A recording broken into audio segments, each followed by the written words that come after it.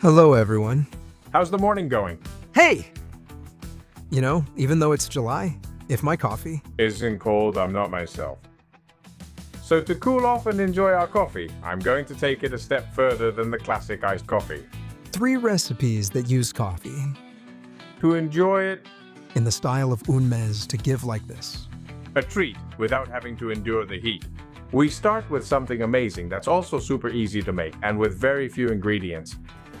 One thing I recommend is to have everything really cold beforehand. So the water you have in the fridge, put it in the freezer for 10 minutes first, and that way the cream will be ready much faster. Also, you can put both the bowl where we're going to mix everything and the beaters in the freezer or fridge for a few minutes to chill them. That way, we'll have all 3 things nice and cold. And I'm telling you, this will make everything whip up much faster and we'll finish the recipe sooner. And also, with little effort. Today, as you can see, we're already starting with a trick. Magic is going to be present throughout the whole video. Now, what we're going to do is take these 3 simple ingredients and create magic. It's as simple as adding the very cold water into a container. And I can tell you that the container is cold as well. The instant coffee goes in, and the sugar too. Everything in the same container. This is a piece of cake. And then, beat it really well. We're going to use electric beaters to really whip it until it starts to get a thick consistency. Hard to believe, right? But you can actually make it with just this. Ooh. Well, as you can see, there's really no secret to this, but I can give you a little tip. Look, this whips up perfectly, and the good thing is that unlike whipped cream, it doesn't split. So you can keep using the mixer, even if you're not sure if it's whipped or not. Just give it a bit more. If you overdo it, there's no problem at all. It just gets firmer, so well, my advice is you can do it however you want. My advice is to whip it a lot. Don't hold back. If you think it's ready in 2 minutes, give it 2.5. That way you make sure everything is whipped and there's not a bit of liquid at the bottom, which is always a shame. What do you think of the idea? We need to use the benefits they offer us. You see that in just 3 or 4 minutes, you get this thick, dense consistency. Perfect. It's as simple as that. The recipe is ready. Now, what I'm gonna do is show you an important detail. First, pay attention. Look, when you take this cream, little peaks form. That means it's perfectly whipped. And I'm gonna show you how to serve it in individual cups. Fill the cups, add a layer of crushed cookie, a little cream, then another layer of crushed cookie. Like this, for example, and more cream on top. That way, when you put your spoon in, you find different layers of flavor and texture, which makes the dessert better. You can also give it a special touch. In my case, I'm going to sprinkle a little cocoa powder on top. This is delicious. Also, I sprinkled a little cocoa powder on top, and that always gives it a bit of a chocolate flavor, which goes great with coffee flavors. It combines perfectly. And these little cookies that I left inside, they soak up the coffee flavor and still stay crunchy, which makes it amazing.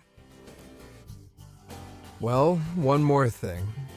If you start making it at home, keep in mind that it has to suit your taste. If you have kids at home, use decaffeinated coffee, instant decaf coffee. That way, they can enjoy it too. Eat? And a personal touch. Always a personal touch. I always say that in my recipes. In this case, for me, the best thing is to add a splash of vanilla essence, which you have to add when you pour in the water, stir it, and then whip it really well.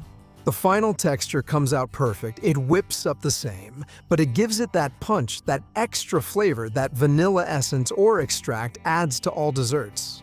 I recommend it. As for the amount of coffee, it can be adjusted. If you're a real coffee lover, you can use up to 20.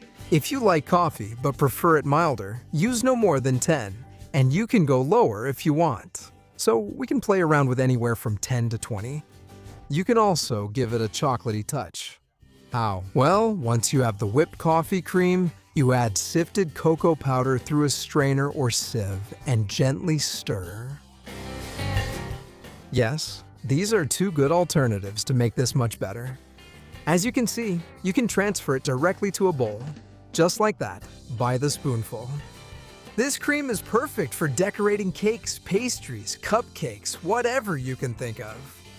And also, you can even give it your personal touch, as I explained before.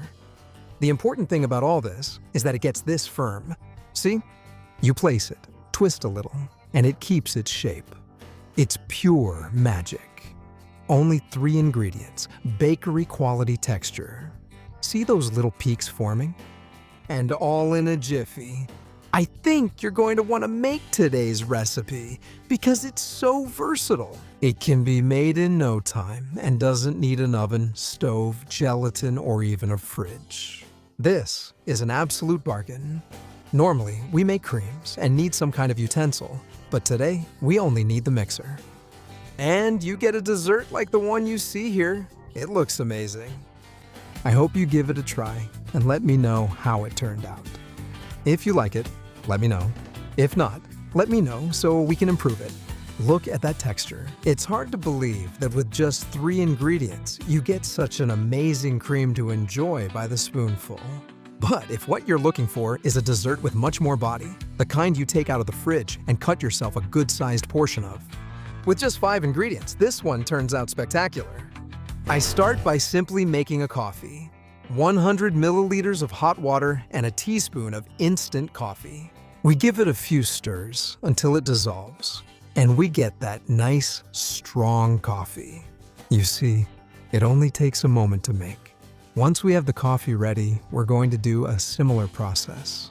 With the gelatin, the same amount of water, 100 milliliters or half a cup, and also a teaspoon of, in this case, unflavored gelatin. We add it, mix it very well, giving it a few stirs, and when it's dissolved, we just let it sit, because in 10 minutes, it thickens. Look, it already gets firm. That means enough time has passed and I can work with it now.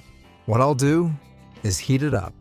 So I'm gonna put it in the microwave for a few seconds so it gets warm and turns liquid. It's that easy. See? I've got it now. What I'll do now is grab the heavy cream.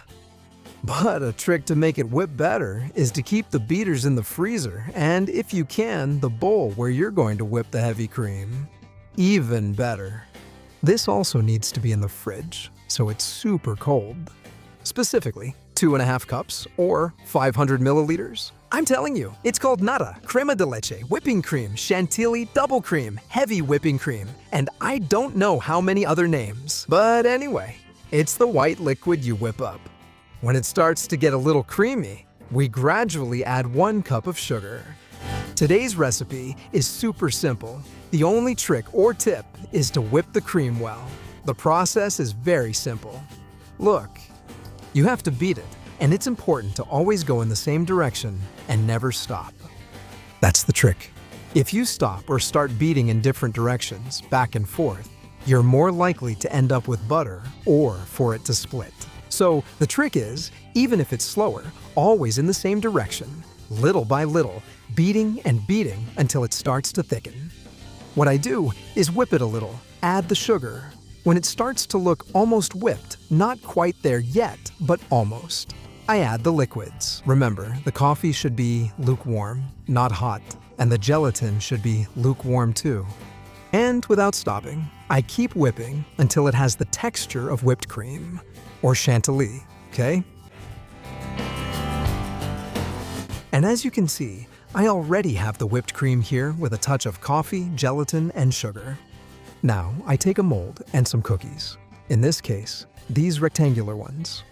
I'm gonna put the ones on the base without soaking them, so they hold up a bit longer. I cover the base of my loaf pan, about 23 by 8 centimeters, and I cover these cookies with a layer of cream. Then, I put another layer of cookies, but this time, soaked in milk so they're softer, and I repeat the same process. I cover the surface with cookies, And once again, cover the cookies with cream. We're gonna repeat this until the mold is full or we run out of cream. So little by little, we keep placing and covering everything to finish today's dessert. It's important that the last layer is cream, so it looks nicer. After that, we'll put it in the fridge or refrigerator for at least 4 hours. That way, the gelatin does its job and the texture turns out perfect. And also, the flavors will be fresher. But if you want, you can prepare it a day in advance without any problem. After that, all you have to do is unmold it, and it's this easy. And if you don't have a springform pan, you can always line it with parchment paper and simply take it out using the paper. If you want, you can also smooth the sides to give it a nicer finish. We brush it with a bit of liquid chocolate or caramel, and now you have a cold, easy, perfect dessert made without any complications. And the best part of all, just like with people, in desserts is the inside. I can't wait to see this beauty and these layers of cream and cookies. You really want to dig in, don't you? But of course, after 2 wonders, we couldn't leave a Golosolandia special without talking about coffee desserts. Knowing that coffee and sweets go so well together, here's a quick version of classic Italian tiramisu. Look how amazing it looks, and you won't believe how easy it is to make. We'll start by preparing the cream. So we'll start with the egg whites. Remember, 3 egg whites, and we're also going to add a pinch of salt. We're going to beat this very well with electric beaters. This way, in just 2 or 3 minutes, we'll be able to whip them up. So let's keep whisking. As you can see, if you move the bowl a bit with your hand, they whip up faster. After a few minutes, like I said, this is how they turn out. If you turn it upside down, it doesn't fall out. This is called stiff peaks. The egg whites are fully whipped. We set them aside, and now what we're gonna do is make a little cream with the yolks. Here we have the 3 yolks from the 3 eggs we're going to use today. Let's see, one of them broke a little. It's fine, everything goes in. We add the sugar to these yolks. That goes in too. And what we're gonna do is beat it again. If you have the beaters you just used with a bit of egg white on them, it's fine. We can use them without any problem. We beat quickly, and you'll immediately notice that it has doubled or even tripled in volume, and that it has become nice and pale and smooth. You see, this cream is the base of the filling, but the flavor will come from the mascarpone cheese. So there go 250 grams in. You can even add more if you want. All right, here it is. If you find the mascarpone cheese too strong because it has that slightly buttery, dense flavor, you can switch it up a bit and use half mascarpone and half of regular cream cheese. What you do need to do is mix everything together once more. Cheese plus sugar plus egg yolks. You'll end up with a cream that has this color that just makes you want to eat it by the spoonful. But no, you have to resist the urge, because we're still only halfway through the recipe. Look at the texture it has. Once it's been well blended, it turns into a paste, but not too thick. See? Perfect. We have to add what we made earlier to this. The whipped egg white or egg white beaten to stiff peaks. What we do is very simple. We transfer the cream from one container to another. So cream goes into the large container. And now, let's mix. You have to do this carefully. Let's do it slowly and using a folding motion. At first, it seems like it doesn't mix, but don't worry. In a few minutes, it'll all come together and we'll have a really smooth cream. See? After a few minutes with these gentle folding movements, the cream is perfect and ready to enjoy. Here we have a glass of coffee, which as you can see is narrow and tall, and it's important that the coffee is already cool, so you need to make it a while in advance. We add a splash of liqueur. The typical one is amaretto, but if you're making it for kids, you can use any non-alcoholic liqueur or simply vanilla essence. And as you can see, it's as simple as dipping the lady fingers in the coffee and making the base with our lady fingers. You need to cover the entire base of the dish you're using with these soaked lady fingers. And then we put a generous layer of the cream we just prepared on top. All right, in it goes. You have to spread it out so that it forms an even thin layer. Still, ensure it covers everything thoroughly. I recommend leaving about 1 centimeter or ½ centimeter at the very least. Then, for the second layer, we soak the lady fingers and place them. You have to cover the entire surface again. There it is, one after another. It comes together really quickly. If necessary, you can make a little more coffee with another splash of liqueur. All right, as I said, we cover it and add more cream on top. Here it is. For the rest, we've used about 50% of the cream in each of the 2 layers. And that way, we end up with layers of a similar thickness. Just like before, what we'll do is smooth it out. And once it's smooth, we cover it with a bit of cocoa powder. As you can see, I'm sifting it. It's a small strainer, one of those usually used to make tea. Well, it's great for this kind of task. That way, you cover it with a thick layer of perfectly smooth cocoa powder. Finally, clean up.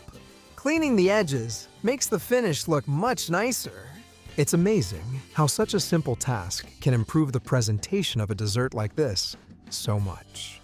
It looks amazing. Now all that's left is to enjoy how it looks. Look, look, look, look, look, all dusted. I'll show you up close so there's no trickery. And now what we'll do is put it in the fridge or refrigerator for at least 4 hours, so it gets the right texture. But you can do one extra thing. Right now, I'll tell you a little trick that's optional. Not everyone does it, but I'm sure you'll find it very useful. Here's a trick I can share with you. Once the tiramisu is ready, you can put it in the freezer for a little while so you can cut the portions later. It will be firmer, and that way making perfect portions will be much easier. Then you put it back in the fridge or refrigerator and keep it there. I've had it in the freezer for a couple of hours, and I'm going to show you how perfect the cut can turn out. Look, like this. Well, before you see it, let me tell you that this is the full tiramisu with that delicious classic flavor. Look how good that looks, man. Now you have 3 reasons to make this Monday a little easier. And if you're a coffee lover, let me ask you 2 little questions. 1, what's your favorite coffee? And 2, and more importantly for me, which of the 3 do you like best?